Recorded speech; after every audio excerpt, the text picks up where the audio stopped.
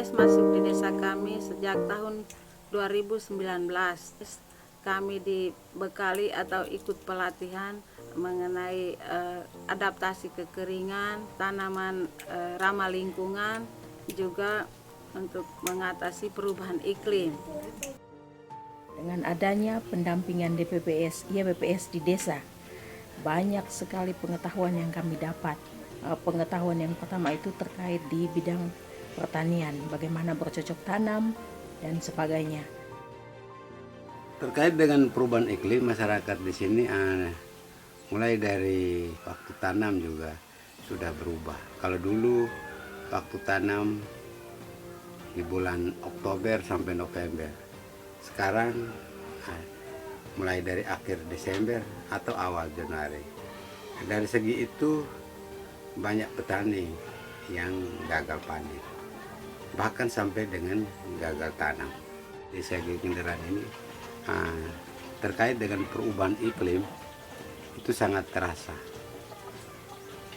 Jadi dulunya petani selalu dengan tanam padi, tapi dengan perubahan iklim petani sudah mulai merubah pola tanamnya. Dari padi mereka berubah tanam dengan kacang, jagung sampai dengan sorghum. Jadi itu salah satu hasil dari dampingan lembaga ini. Pada umumnya masyarakat sudah memahami tentang perubahan iklim. Kami di desa ini adalah desa penghasil kacang tanah. Jadi untuk hasil kacang tanah, setelah kami mol kulitnya itu dari tahun sebelumnya itu kulit kacang itu terbuang-buang. Setelah kami didampingi oleh YPPS ini, kami memakai kulit kacang itu sebagai pupuk organik. Kami tebarkan di lahan atau di lahan pekarangan kami. Berbekal dengan pengetahuan dan praktek yang saya dapat selama 4 tahun ini, maka saya diundang waktu kami ada rekoleksi Santa Ana di Paroki Pukaone. Saya diundang oleh Pastor Paroki Romo Antonius Prakumkera. Saya berbagi pengalaman dengan mama-mama Santa Ana. Saya memberi penjelasan membuat pupuk organik untuk tanaman.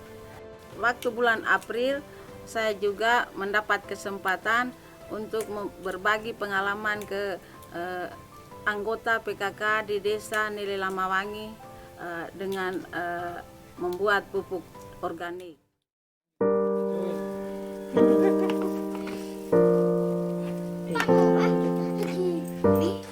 Terkait bertani ramah lingkungan, saya dan suami saya mempunyai salah satu inovasi membuat pupuk dari bahan bekicot.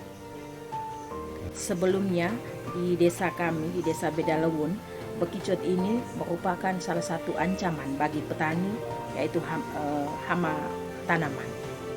Kami mengumpulkan bekicot lalu menghancurkannya, mencampur dengan setengah kilo garam, dicampur lagi dengan buah-buahan seperti buah pisang masak atau buah pepaya masak, lalu dicampur lagi dengan air cucian beras. Semua bahan itu kita kumpul, kita masukkan di dalam wadah yang tertutup. Setelah 2 minggu baru hasil pupuk cair tadi bisa digunakan dengan takaran 1:10. Saya harus memilih botol-botol bekas itu, contoh air botol aqua, botol minyak bimoli. Sekarang ini kan dibuang di mana-mana, mereka buang. Dan sampah-sampah plastik itu lama sekali terurai dan itu dia bisa menimbulkan berdampak pada ekologi.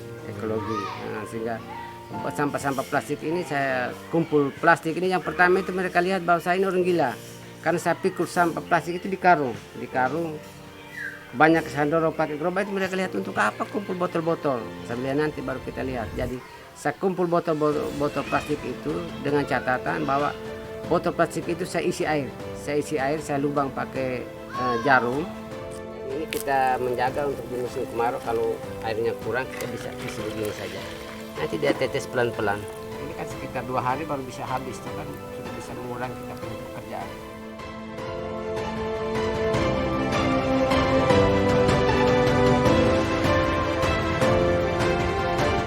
Terkait dengan program ini khusus pribadi saya, itu banyak perubahan yang saya dapat.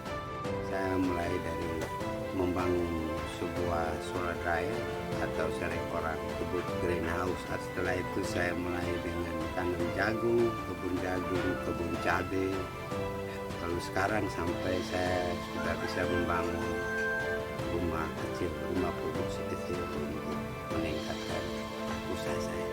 Saya memproduksi jagung saya produksi jadi beras jagung dan dedak. Produksi sorghum mulai dari beras sorghum sampai dengan sereal sorghum. Sekarang saya memproduksi padi ladang. Jadi padi ladang di petani saya jadikan menjadi beras ladang. Bahan untuk bisa memproduksi, pertama saya dari kebun saya sendiri. Dalam perjalanan kebutuhan pasar terlalu banyak, maka saya membangun kerjasama terhadap petani-petani di desa lain yang di Tanjung Bunga sampai ke Adenara. Untuk kondisi di tahun ini, di 2003 hari ini, itu saya memiliki satu pondok produksi ini. Mesin produksinya ada 5, 2 orang karyawan dengan omset saya untuk 1 bulan itu pendapatan total itu sekitar tidak sampai 14 ya. Jadi pendapatan bersih ya 9 sampai 10 itu. Salah satu kegiatan dalam ketahanan iklim ini, kami di Desa Serinuho menganggarkan ada 3 kegiatan, yaitu ketahanan pangan atau lumbung pangan desa. Kegiatan ketahanan iklim ini kami lakukan bimbingan teknisnya bekerja sama dengan YPPS dan juga Balai Penyuluh Pertanian di Kongar. Lalu kegiatan ketahanan pangan, salah satunya di kebun pangan keluarga, kami anggarkan 40-an juta di APBDes. Salam Muda di tahun 2023 itu kami ada anggarkan yang secara swadaya. Yang pertama itu tentang penghijauan, dan yang kedua sudah membuat tentang rambu-rambu, ya sudah rambu-rambu untuk penempatan di mana itu tempat terjadinya rawan bencana, dan juga rambu-rambu untuk tempat pembuangan sampah, lalu ada kotak tempat pembuangan sampah.